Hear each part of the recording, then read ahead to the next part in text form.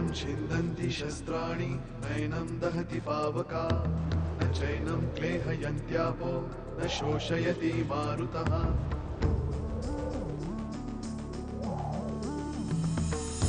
दिवसामागुणरात्र धावते सकाळ संध्याकाळ सूत्रधार जो या साऱ्याचा नामतयाचे काय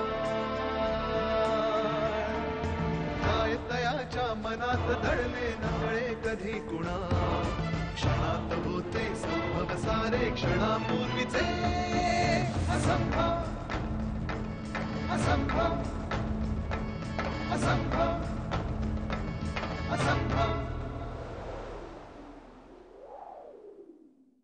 आपण दोघं भेटल्यावर आपल्याबद्दल कधीच बोलत नाही आणि जोपर्यंत तिला कळत नाही तोपर्यंत मला धोका नाही. इंदू असं काय करतेस? दाराच्या मागे काय आहे सोपान? आणि मला तुझी ओळख करून द्यायची कोणाशी तरी. कोण? शिकवणं हा तुमचा श्वास आहे. तेच थांबवलं तर तुम्ही फक्त जिवंत राहाल. वसुधाला सांग उद्या सकाळी 10:30 माझं लेक्चर आहे. वसुधा, ए वसुधा, मी निघालो. 1 मिनिट थांबा, आले. साखर ठेवते हातावरती. चल मी निघालो. आणि ही प्रिया येते तुम्हाला क्लास पर्यंत सोडायला. प्रिया? हो, ती केव्हाच खाली उतरली, स्कूटर पाशी उभी असेल. चल ये तुम्ही.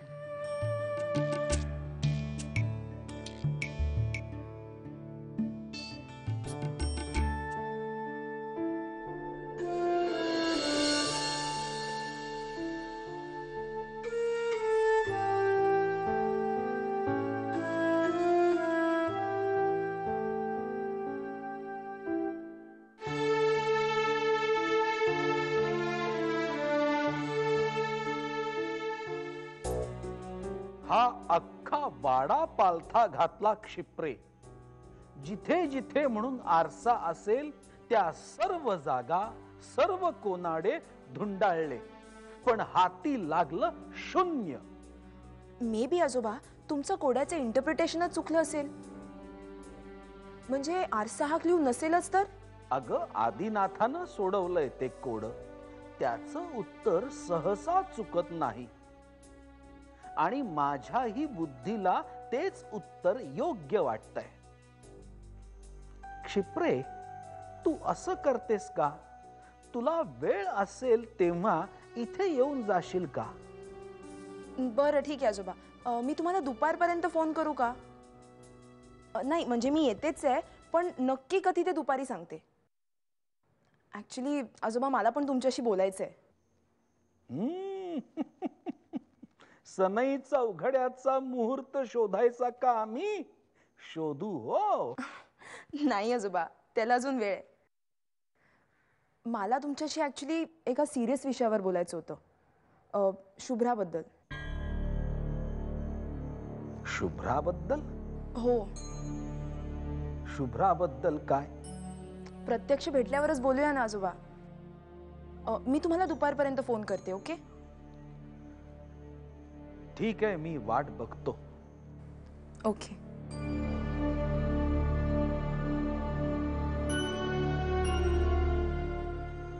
शुभ्राबद्दल काय बोलायचं असेल क्षिप्राला?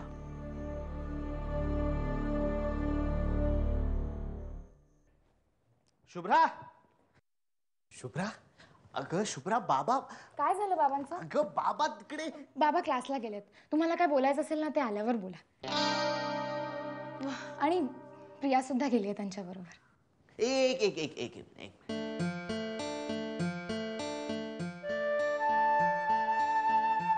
आम्ही सगळ्यांनी प्रयत्न करून झाले,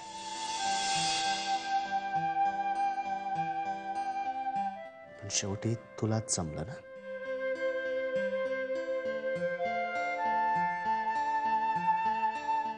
काय जादू केलीस का त्यांच्यावर?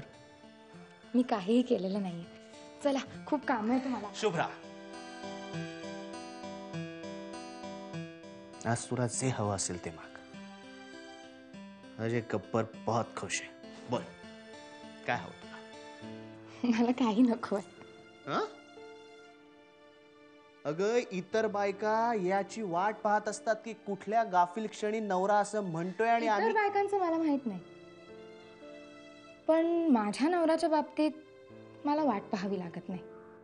जे हवं असतं ते न मागताच मिळतं. अच्छा, एवढं प्रेम करतेस माझ्यावर?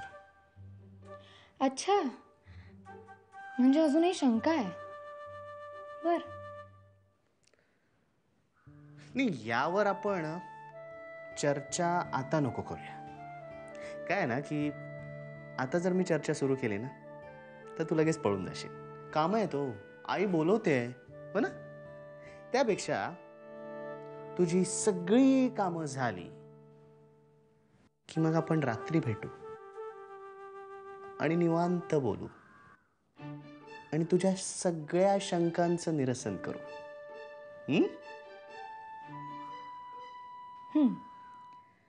मग भेटाच मला रात्री.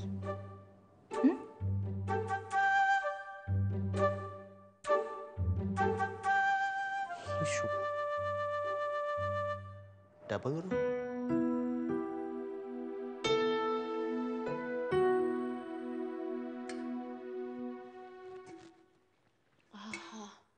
एवढा माइंड ब्लोईंग चहा केला विष्णू काकांनी, प्रवासाचा सगळा थकवाच गेला.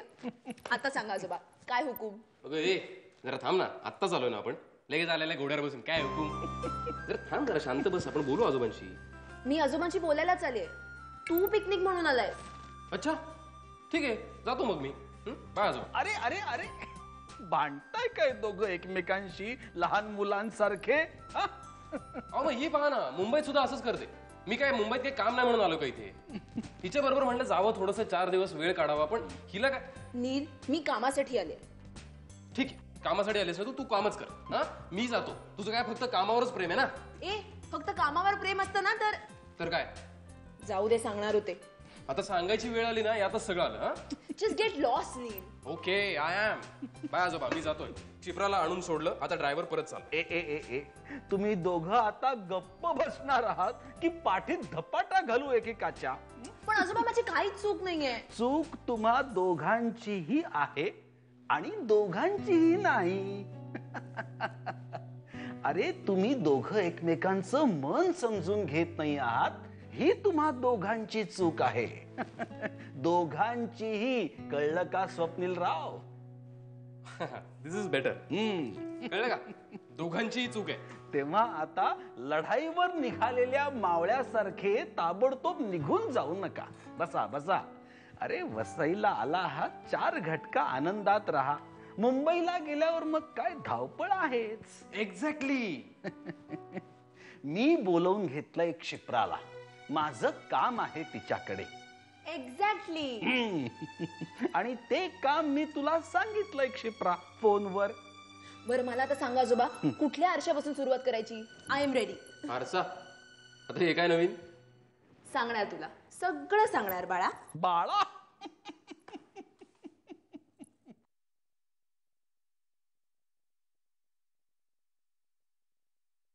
उठ. अजिबात ध्यान करत नाहीयेस तू. नाही, मी लक्ष विचलित झालंय तुझं. कसला तरी भलताच विचार करतेस. नाही. कोण आहे तो? हा? तो कोण आहे ज्याच्यामुळे तू विचलित झालीयस?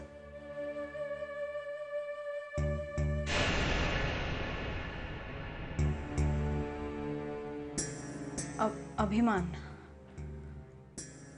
बॉयफ्रेंड आहे? नाही. खरं तर कोणीच नाहीये तो माझा. पण सगळं काही व्हायचा प्रयत्न करतोय. कॉलेजमधला मित्र आहे माझा. मी तुम्हाला सांगितलं होतं ना, पुण्याला एक ॲक्सिडेंट झाला माझ्या हातून, तेव्हा हाच होता तिथे. त्यावरून त्रास देतोय तुला? नाही, त्यावरून नाही. पण एकूणच डोकेदुखी आहे. सारखा लग्न कर म्हणून मागे लागलाय आणि मला त्याला टाळताही येत नाही. म्हणजे तुलाही तो कुठेतरी आवडतोय? नाही नाही नाही, अजिबात नाही. म्हणजे कसं सांगू, म्हणजे मला काहीच सांगू नकोस. मी जे तुला सांगते ना तेवढंच ऐक. त्याला तुझ्या आयुष्यातनं ताबडतोब बाजूला कर. कुठल्याही बंधनात अडकलीस तर साधनेत व्यत्यय येईल. हो, मलाही कळतंय, पण काय आहे की जा तू आता. काय? मी आत्ताच तर आले आणि माझ्याकडे देण्यासारखं खूप आहे, पण घेण्याच्या आत्ता परिस्थितीत तू नाहीयेस. जा. आयुष्यातली ही अडगळ आधी स्वच्छ करून ये. जा.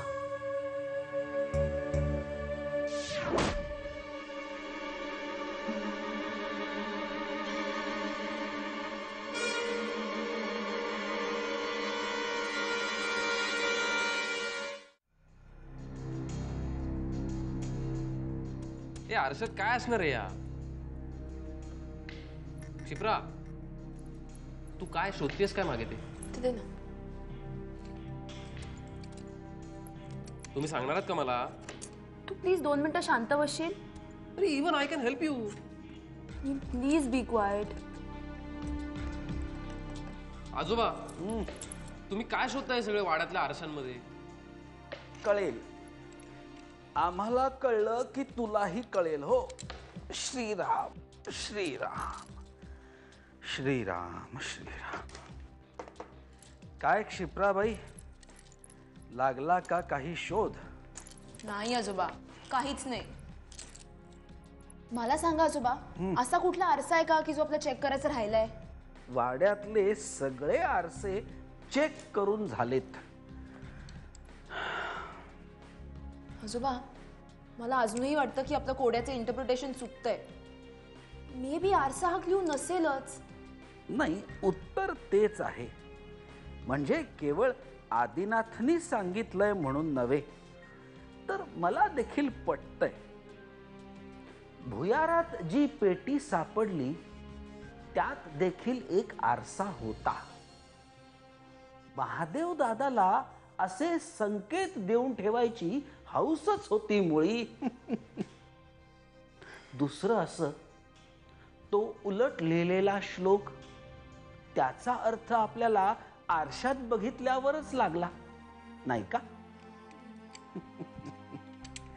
वारंवार एकाच गोष्टीकडे, आरसा या एकाच गोष्टीकडे महादेव दादा बोट दाखवतो आहे. पण आजोबा, मी एक सजेस्ट करू का? नाही म्हणजे कसं आहे की हा सगळा ट्रेजर हंट कशासाठी चाललाय हे काय मला अजून कळलेलं नाहीये आणि तुम्ही काही सांगत नाही आहात. तसा मी बाळ आहे ना. मुद्द्याचं बोलशील प्लीज? मला फक्त एवढंच म्हणायचंय, हा जो आरसा आहे ना, ह्याचा फक्त ह्याच्या काचेशी संबंध असण्यापेक्षा ह्यात कसली कसली प्रतिबिंब दिसतात ह्याच्याशी आहे. आय मीन, मला असं म्हणायचंय की तुम्ही वाड्यातले सगळे आरसे चाचपडत बसण्यापेक्षा जर त्यात कुठल्या कुठल्या गोष्टींची प्रतिबिंब दिसतात ह्याचा जर का शोध घेतला तर कदाचित तुम्हाला काहीतरी क्लू मिळू शकेल. आय मीन, मला काही कळत नाही फारसं, पण just suggestion. Swapnil, I just love you for this. Only for this? आजोबा पाहिलं, she love me only for this. म्हणजे मी जर हे बोललो नसतो ना तर शी डझंट लव्ह मी. हे काय? जाऊ दे ना आजोबा, मी जातोच आहे. स्वप्नील,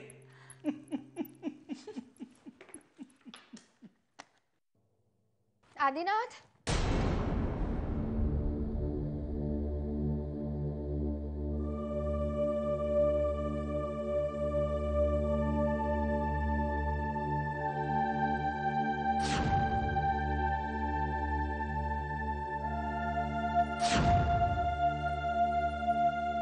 पार्वती,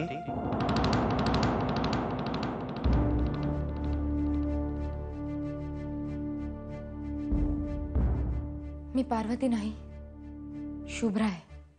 ओळख झाली ना शुभ्राची पार्वतीशी? तुम्ही कोण आहात आणि हा काय खेळ चाललाय सगळा?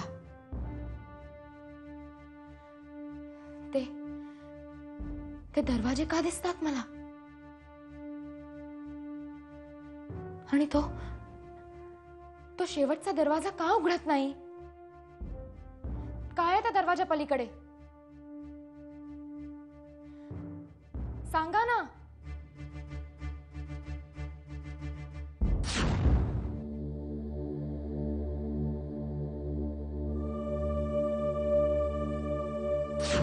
पार्वती,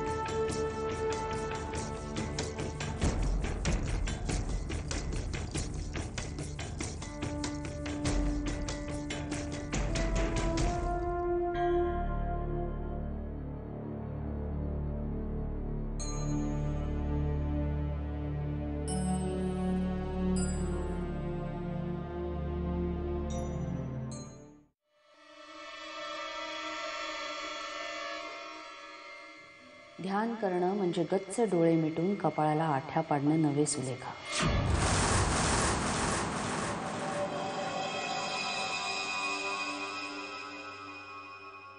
ध्यान करणं म्हणजे श्वास घेणं, श्वास सोडणं आणि केवळ त्या क्षणासाठी जगणं. आपण वर्तमानात कधीच नसतो सुलेखा. आपण भूतकाळात अडकतो किंवा भविष्यात झेपावतो.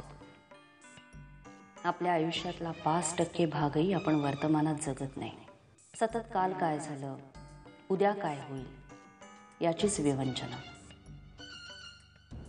ध्यान करणं म्हणजे भूत भविष्याच्या या पाशातून स्वतःला सोडवून वर्तमानात जगायला लावणं. डोळे मीट सुलेखा. फक्त स्वतःच्या श्वासावर लक्ष दे. जणू जगातली आता ती एकमेव महत्वाची गोष्ट आहे. बाकी काहीही नाही. फारच सोपं आहे. श्वास घेण्या सोडण्या इतकंच. प्रयत्न कर.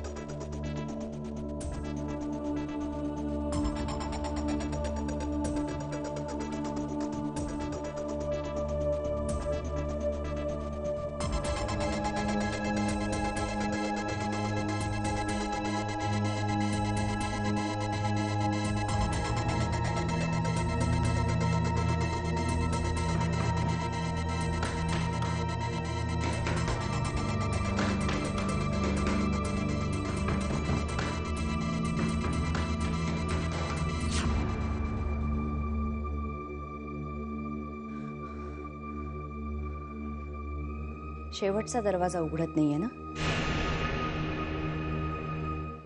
उघडेल, तोही उघडेल.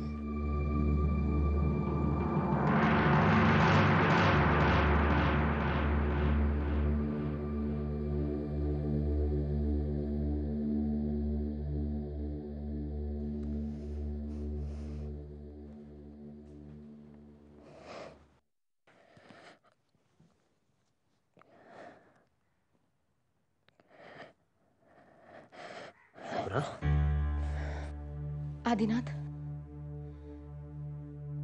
काय असेल त्या दरवाजा पलीकडे?